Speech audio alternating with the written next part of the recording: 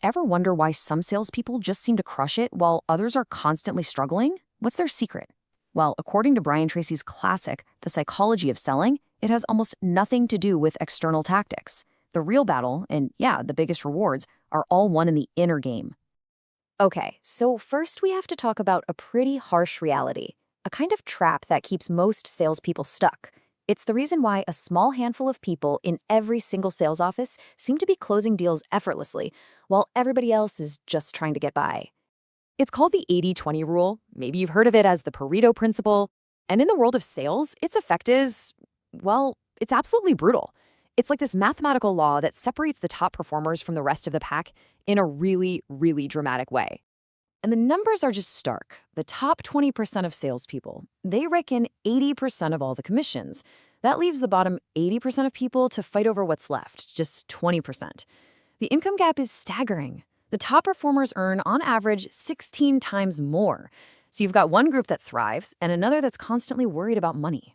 This just raises the million-dollar question, doesn't it? Are these top earners just born with some special talent? Are they luckier?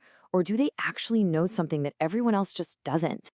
Well, Brian Tracy argues that the answer has almost nothing to do with luck or some natural-born talent. He actually figured this out after starting his own career, working incredibly long hours, with very little to show for it. That is, until he decided to study what the most successful people were doing differently. And his core finding was really simple. Success isn't random, it's a system. The top earners weren't just throwing spaghetti at the wall to see what sticks. No, they were following a proven process, a set of tracks that really anyone could learn to follow. So here's the crucial point. The biggest difference isn't what you do on the outside. It's not the scripts you use or the hours you put in. The real secret, the thing that truly separates the top 20% from everyone else, is what's happening on the inside. It is all about your inner game. Okay, so if it's all about the inner game, where do we even start? We have to begin by understanding the master program that's running your entire life, most of the time without you even realizing it.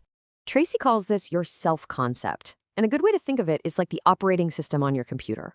It's this bundle of all your beliefs about who you are, what you're capable of, and it dictates your performance in every single area of your life.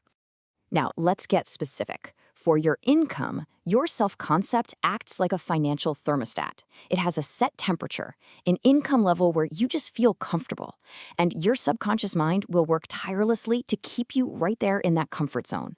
So you got to ask yourself this: what's your setting? If your internal thermostat is programmed for, say, $50,000 a year, you will find unconscious ways to sabotage your own success if you start earning much more. You'll slack off, you'll stop prospecting. And if you start earning less, you'll scramble to get back up. You will almost never earn much more on the outside than what you truly believe you're worth on the inside. So, the key to becoming a top performer then is to consciously turn up the temperature on that thermostat. But to do that, you have to confront and defeat the two greatest enemies that are keeping that setting locked in place. Here they are. These are the two biggest obstacles in selling and, let's be honest, in life. The fear of failure just paralyzes salespeople. It's also the main reason customers don't buy. They're afraid of making a mistake. And the fear of rejection, that's what keeps salespeople from even picking up the phone in the first place. But what's really underneath both of these fears? It's that nagging, deep-seated feeling of, I'm not good enough. This one toxic belief is the root cause of low self-esteem, and it's what keeps that financial thermostat set way, way too low. So how do you fight back? Tracy offers a tool that is so simple it sounds almost silly, but it is profoundly powerful. It's this 3-word affirmation. This is the key to rewiring your entire self-concept. So how does this work? The process is really straightforward. By repeating "I like myself" over and over and over, you literally drive that message deep into your subconscious. Your self-esteem goes up. As it rises, those fears of rejection and failure, they start to shrink. They just lose their emotional power over you. And as those fears fade, your financial thermostat gets reset to a higher and higher level.